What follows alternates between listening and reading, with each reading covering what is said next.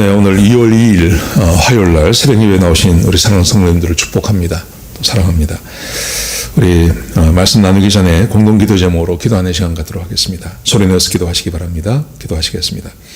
홍석화 집사의 암을 치료해 주십시오. 배옥전 집사의 뇌졸중을 치료해 주십시오.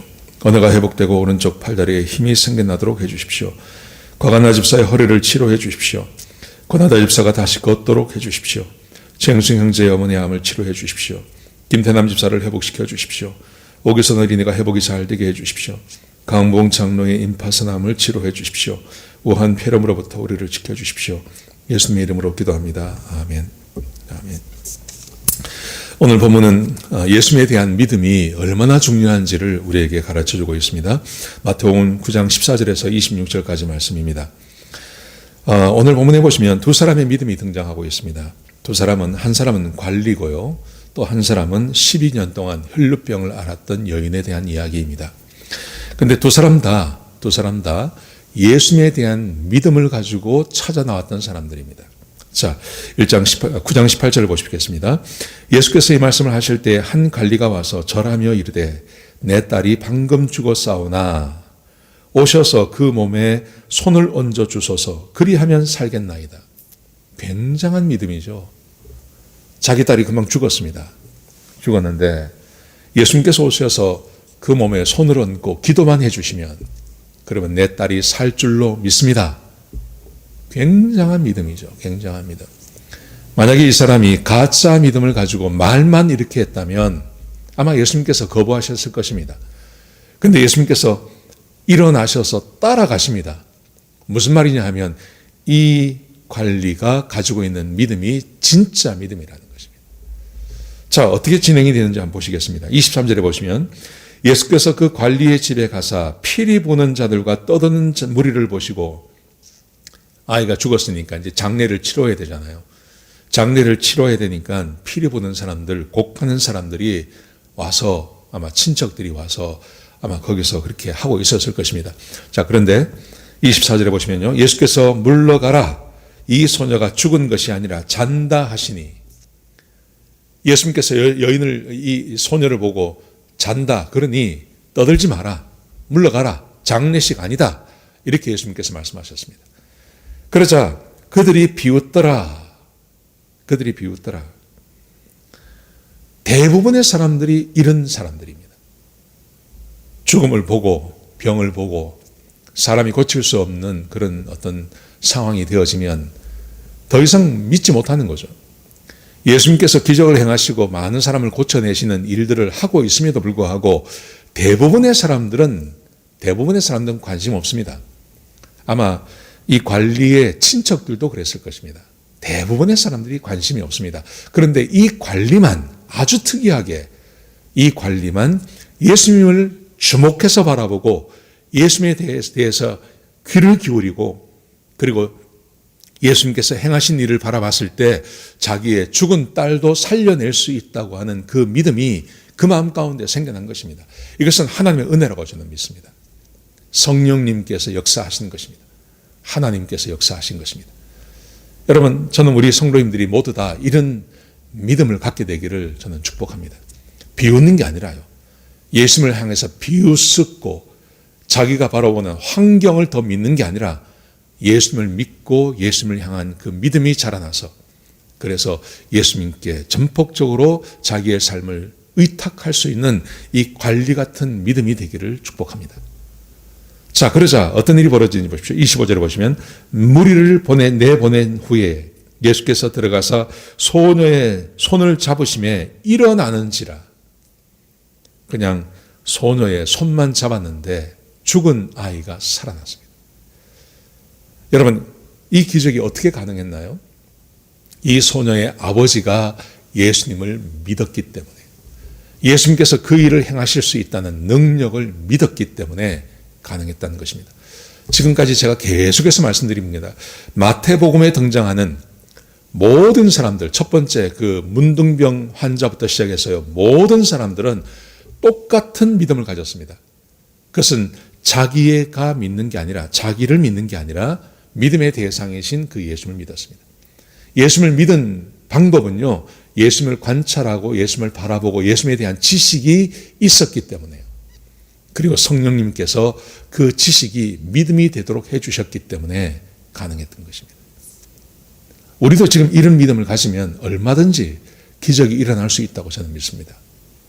자, 죽은 아이를 살려냈습니다. 자, 그런데 예수님께서 지금 이 관리의 집으로 가시다가 중간에 또 한 사건이 있었습니다. 그게 12년 동안 혈루병을 앓았던 여인입니다. 이 여인도 똑같은 믿음을 가졌습니다. 자, 보시겠습니다. 20절에 보시면요. 12해 동안 혈루증으로 앓은 여자가 예수의 뒤로 와서 그 옷가를 만지니, 예수님의 뒤에 와서 옷가, 그러니까 옷을 전체를 잡은 게 아니라 옷 솔기 끝에 잠깐 잡았다는 것입니다. 만지니 왜 그렇게 했냐 하면 그 이유를 이렇게 설명합니다. 이는 제 마음에 그 겉옷만 만져도 구원을 받겠다 함이라. 예수님을 따라다니고 예수님께서 기적을 행하시는 것을 보면서 내가 그 마음 가운데 믿음이 생겨난 겁니다. 예수님을 향한 믿음이 생겼습니다. 내가 예수님께 가서 말할 필요도 없이 내가 그냥 예수님의 그 옷자락만 만져도 예수님의 능력이 나에게 임해서 이 병이 나을 수 있겠다 하는 그 믿음을 가지고 예수님의 옷자락을 잡았다는 겁니다. 자, 그랬더니요. 22절 보십시오. 예수께서 돌이켜 그를 보시며 이르시되 딸아 안심하라. 내 믿음이 너를 구원하였다 하시니 여자가 그 즉시 구원을 받으니라. 12년 동안 그를 괴롭히던 그 혈루병이, 혈루병이나 유출병이라 그러죠. 피가 흘러내리는, 그런데 그게 근원부터 마르는 기적이 그에게 임하게 된 것입니다. 그런데 예수님께서 말씀하십니다. 너의 믿음이.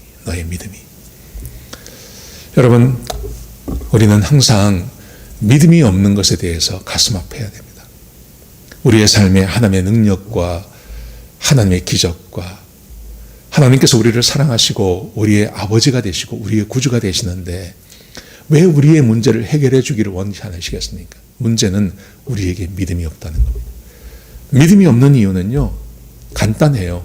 우리가 하나님을 몰라서 그래요. 내 문제만 바라보는 거예요.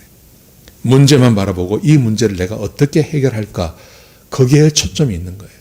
근데 그 문제를 가지고 주님 앞에 나가서 오늘 이 관리가 했던 것처럼, 그리고 이 여인이 했던 것처럼 자기의 문제를 가지고 주님 발 앞에 가서 주님 발 앞에 내려놓고 하나님, 예수님 이 문제 해결해 주세요 라고 말을 해야 되는데, 문제는 내 문제를 가지고 주님 발 앞에 나갈 수 있는 믿음이 있냐 없냐는.